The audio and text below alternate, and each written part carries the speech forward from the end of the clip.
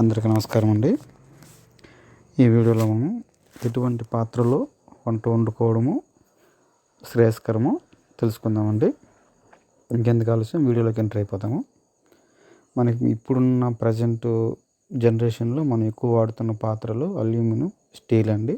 ఈ రెండే ఎక్కువ వాడుతున్నాం. దాని తర్వాత ఇనుప, ఇత్తడి, రాగి, మట్టి పాత్రలు వాడుతున్నాం. కాకపోతే అందరికీ తెలిసింది అల్యూమినియం, స్టీలే అండి.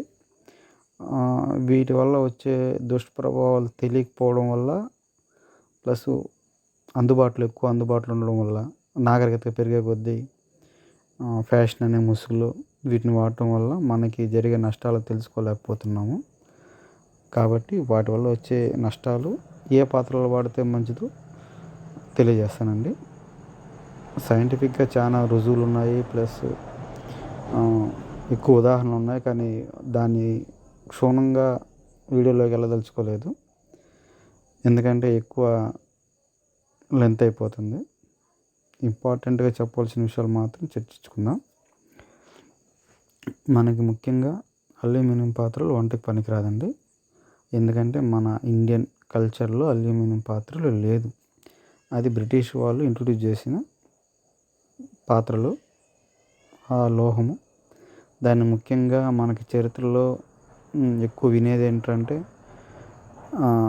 మన స్వతంత్ర సమరయోధుల్ని జైల్లో పెట్టి వాళ్ళని అనారోగ్యంతో చనిపోయేలా చేయడం కోసం ఈ అల్యూమినియం పాత్రలను వినియోగంలోకి తెచ్చారనేది ఒక వినకడి. అది ఎంతవరకు నిజాలు ఉన్నా, దీంతో మనకి వచ్చే సమస్య ఏంటంటే అల్యూమినియం పాత్రలు ముఖ్యంగా మనం చెప్పుకునేది, దీంతో పోషక విలువలు నశించిపోతాయి మనం వండే ఆహారాల్లో. రెండవది ముఖ్యంగా ఏంటంటే ఆ అల్యూమినియం అనేది, ఆ లోహం కరిగి ఆహారంలో కలిసిపోతుంది. ఇది మీరందరూ ఎప్పుడో ఒకప్పుడు ఈ సమస్యని చూసింటారు. ఎందువల్ల అంటే అల్యూమినియం పాత్రలు వాడగా వాటికి రంధ్రాలు పడిపోవడం మీరు గమనించుంటారు. ఎందుకంటే ఇది అల్యూమినియం లోహం మిగతా లోహాలతో పోల్చుకుంటే కొంచెం మెత్తగా ఉంటుంది. సో అందువల్ల వేడి చేసి మనం గరిటెలతో తిప్పుతున్నప్పుడు ఆ వేడి రాపిడికి అన్నంలో కలిసిపోయి, అన్నం అంటే ఆహార పదార్థాలతో కలిసిపోయి మనం దాన్ని తినడం వల్ల మన బాడీలోకి ఈ లోహం చేరిపోతుంది. సో అది చాలా ప్రమాదం. దానివల్ల క్యాన్సరు, అరుగుదల సమస్యలు, గ్యాస్ ప్రాబ్లమ్స్, ఆహారం వంట పట్టకపోవడం, ఆహారంలో పోషకాలు నశించడం, ఇలాంటివన్నీ జరుగుతుందండి. కాబట్టి ఇకనైనా నామోషిగా ఫీల్ అవ్వాల్సిన అవసరం ఏం లేదు. అల్యూమినియం పాత్రలు మానేయండి. నెక్స్ట్ స్టీల్ కూడా అంతే అండి. స్టీల్ వల్ల పెద్దగా నష్టం జరగకపోయినా దానివల్ల పోషక విలువలు అందవండి. కాబట్టి స్టీల్ పాత్రలు కూడా వాడవలసిన అవసరం లేదు.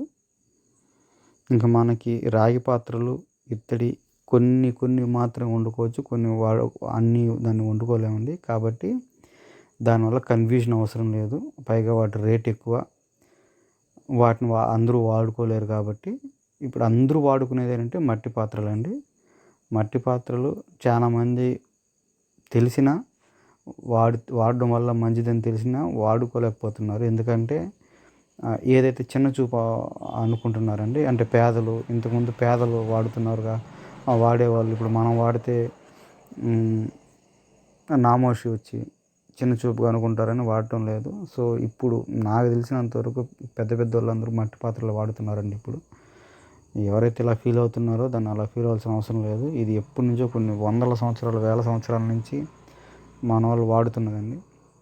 ఈ 200 సంవత్సరాల్లోనే ఇలా వీటికి మనం మారిపోయి ఆ అనారోగ్యాన్ని కొని తెచ్చుకుంటున్నాము. కాబట్టి మీకు క్లారిటీగా తెలుస్తుంది, ఆహారం నిల్వ ఉండే సామర్థ్యం పెరుగుతుంది, ఆ రుచి పెరుగుతుంది, మీకు ఆరోగ్యం, పోషక విలువలు మెండుగా వస్తాయండి మట్టి పాత్రలు తినడం వల్ల.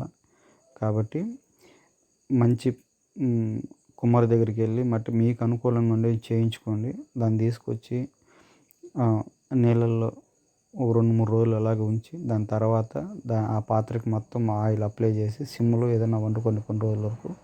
దాని తర్వాత మీరు మట్టి పాత్రలు వాడుకోండి. అన్నిటికీ మట్టి పాత్రలు వాడుకోండి. నీళ్ళకి కానీ వంట వండడానికి కానీ అన్నిటికీ మట్టి పాత్రలు వాడుకోండి. మీరు అన్నిటినీ అవాయిడ్ చేయొచ్చు. గరిటెలు కూడా చెక్కతో చేసిన గరిటెలను వాడుకోండి, శ్రేయస్కరం. ఈ వీడియో ఇంతే అండి. ముఖ్యంగా కుక్కర్లో వండి తినద్దండి. కుక్కర్లో వండడం వల్ల ఆహారం ఉడకదండి, ప్రెషర్ ఎక్కి మెత్తబడుతుంది అంతే.